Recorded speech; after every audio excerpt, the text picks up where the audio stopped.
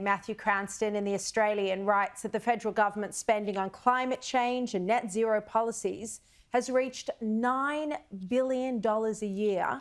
This is reportedly up from $600 million a year just a decade earlier and up more than 400% in the last term of Parliament. Richard, what do you think about this? I mean, at a time when there's a lot of pressure on the budget, cost of living crisis, pressure to find more money for defence, is this worth it? $9 billion a year? Is it delivering value for taxpayers? No. I think we're going overboard on this. I support the principle, but when you look at the practice, you've got to be, I think, sensible enough to keep the spending within bounds. And we're not doing that. I think we're letting this go up and up and up, and it doesn't seem to have a ceiling. If it does, I can't see it. Yeah, and not only that, Michael Kroger, the government seems very far off, in fact, potentially impossible to meet the emissions aspirations. Well, it looks that way from all the commentary, that they're not going to get anywhere near net zero. But look, I think the government's, got to come out and say exactly how we're going to get there in simple terms so the ordinary person can understand this incredibly complex calculation, which relies on technologies not yet invented, by the way. What did anyone think was going to cost this amount of money, given that the biggest emitters in the world and have not signed up to this pledge? The damage it's doing to the Australian economy, the massive increase in electricity prices, generally speaking. And again, run by a guy like Chris Bowen, who's been a disastrous minister during his career. I mean, no private sector businesses in this country would put Chris Bowen in charge of such a massive project with a blank cheque, given his failed history as a minister. So again, this is another potential disaster. Now, Labor say, oh, we won the election, therefore it validates what we're doing. No, let's not forget. This election was won by the Labor Party basically lying about Medicare, lying about nuclear, scaring the living daylights out of people about Donald Trump, et cetera, right? They didn't win because everyone endorsed this policy without knowing the amount of money involved, and it's not an endorsement of their tax on unrealised gains either, Sharri. That's the trouble. I agree with you. Chris Bowen is probably one of the worst ministers out of a bad bunch. Now, this was a really... He'd be a good minister in the Whitlam government.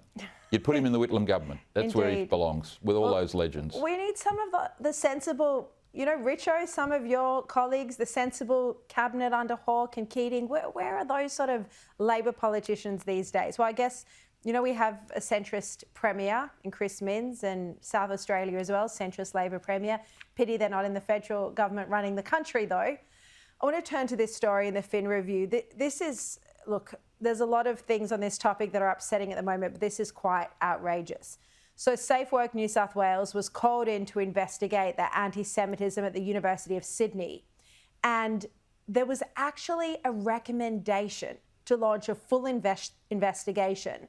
But, and this is from Julie Hare in the Fin Review, despite their own preliminary report finding that a full investigation would uncover contraventions of law, and that Jewish workers and students experienced anti-Semitism daily while on campus, creating a workplace of fear, anxiousness and retribution.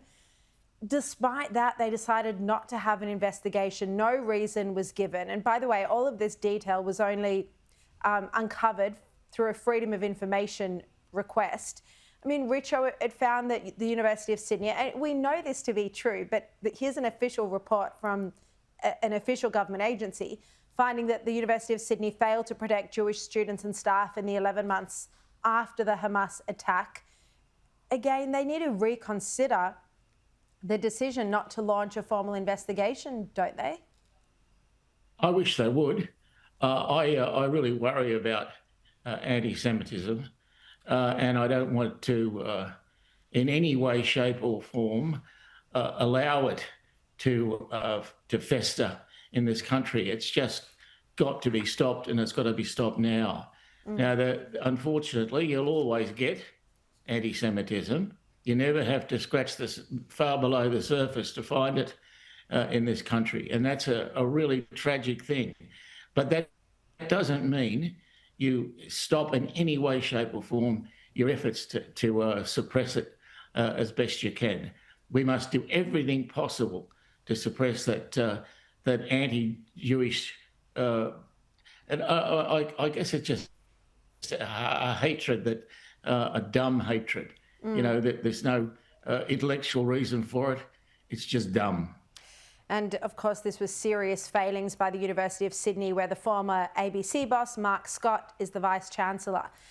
Michael, I want to get your view on this recount. We found out the results of it today, the recount in Bradfield. Now the seat has gone to the Teal Nicolette Bowl, not Giselle Capterian, the Liberal candidate.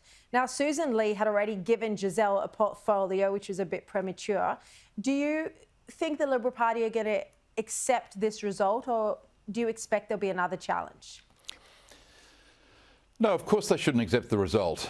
Not because they're bad losers, but because you're talking about 26 votes out of 110,000. And let me tell you, Sharri, when 110,000 votes are written in pencil on a piece of paper, right, the fine line between what's a formal vote and what's an informal vote will run into hundreds and hundreds of votes. Is that a 6 or is it an 8? Is that a 1? Is it a 7? Is it formal? Is it not? Right? They've crossed something out. They've renumbered. There are thousands of votes in that category alone.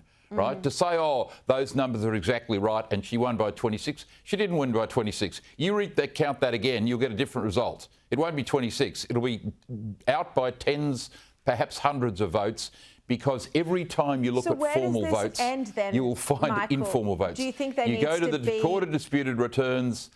Of course, you go to the Court of Disputed Returns. There are, of course, a number of votes where people voted twice. Tom Connell's been talking about this without giving us the number.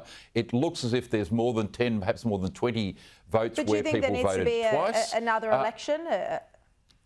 Of course. Of course. So you think everyone in Bradfield should go to the polls again? Yes, of course. That's what, unfortunately, that has happened in Australian history on many occasions. This vote is not clear. No offence to the winner, it's not her fault. But out of 110,000, are there more than 26 votes which should be informal that are formal and vice versa? Of course there are. The result is a nearest the pin result. That's what you get in these elections when it's within 26 votes out of over 100,000, Sharri. All right, so it sounds like we haven't heard the end of this saga in Bradfield. The excitement continues. All right, Richo, Michael Kroger, thank you both so much.